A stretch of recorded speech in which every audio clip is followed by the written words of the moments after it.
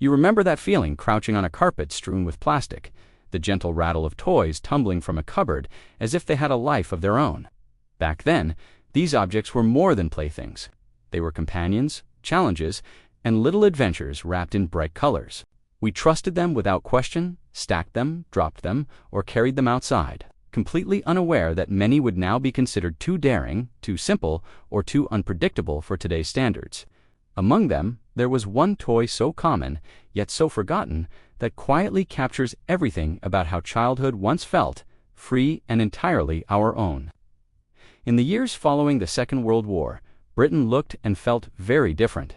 Homes were smaller, streets quieter, and possessions far fewer than what we take for granted today. Toys were crafted to last, solid, durable, and often handed down from one sibling to another rather than replaced every festive season. Each toy carried weight, texture, and a sense of permanence. Children wandered freely through backyards, alleyways, and local parks, guided less by rules and more by the trust of their parents, who believed in common sense over constant supervision. Shops were intimate and familiar.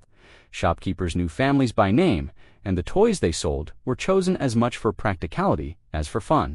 There were few manuals, almost no warning labels, and every plaything invited experimentation, sometimes clumsy, sometimes messy, but always instructive.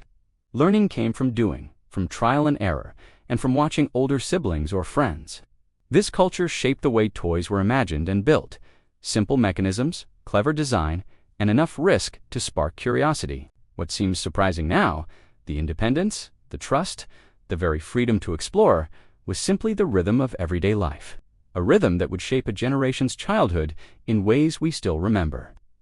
Some of the most cherished toys from our childhood weren't flashy or battery-powered.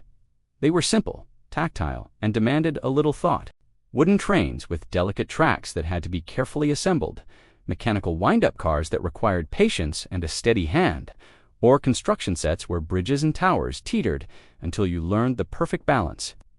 Each play session was a lesson in coordination, problem-solving, and quiet persistence. There were puzzles with small, fiddly pieces and marbles that rolled unpredictably across the floor, toys that asked us to experiment, sometimes fail, and try again.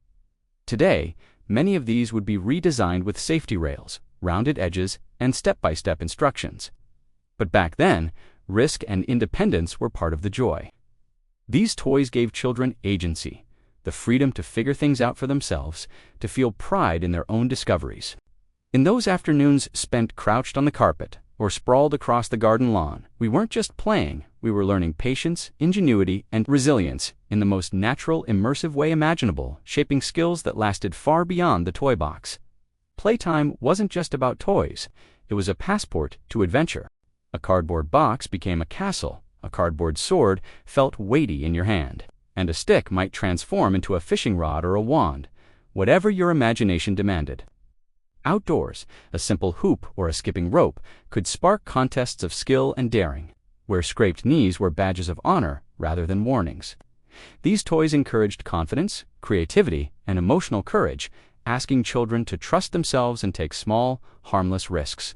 Every backyard, alley, and park was an uncharted territory waiting for exploration, and every afternoon held the possibility of discovery. Compare that to today, where structured playdates, safety-conscious equipment, and screens often dominate, and you begin to sense what may have shifted. The spontaneous adventures of yesterday taught adaptability, resourcefulness, and boldness in ways that no instruction manual or digital app can replicate. In those moments, imagination wasn't just fun, it was a teacher, shaping character as much as it shaped play, quietly guiding us toward independence and a sense of possibility that lingered long after the game ended. If you grew up in Britain during the 1960s or 70s, you almost certainly owned one, and yet hardly anyone mentions it now. It was nothing flashy, a small mechanical toy, often made of metal or hard plastic, with a simple mechanism that clicked, spun, or wobbled. No labels warning of danger, no step-by-step instructions, no packaging that promised endless features, just a toy you could hold, figure out, and enjoy. Children trusted it instinctively, learning its quirks through touch, experimentation, and patience. Today, the very thought of such a toy feels almost shocking in its simplicity and freedom. It seems impossibly unregulated, Yet it was a fixture in countless bedrooms, playrooms, and schoolyards. That quiet trust, the faith that a toy could teach without constant supervision, shaped countless childhoods.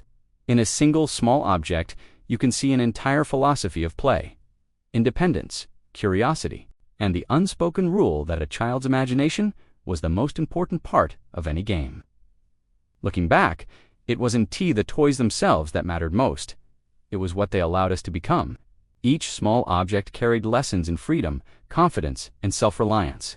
They asked us to trust our own hands, our own decisions, and our own imaginations.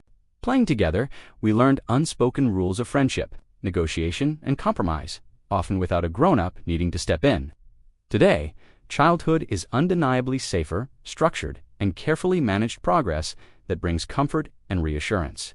But in that protection, something subtle has shifted: the quiet, unobserved moments where we learned resilience, ingenuity, and the thrill of figuring things out for ourselves. Those toys weren't just pastimes, they were teachers, shaping a generation in small, almost invisible ways. Remembering them is more than nostalgia. It asks a glimpse into the rhythm of a childhood built on trust, curiosity, and the joy of discovery, a childhood that shaped who we are in ways no modern gadget can replicate. Step into a modern toy shop, and the contrast is striking. Everything labeled, packaged, and meticulously designed for safety, with rules and instructions at every turn. Compare that to the bedrooms and backyards of our youth, where trust, imagination, and simple curiosity shaped every game. Neither era is better or worse, yet the difference is undeniable. It makes you wonder, did we lose something when we made childhood safer, or did we simply change what growing up means? Perhaps the answer lies somewhere between freedom and protection, waiting in memory.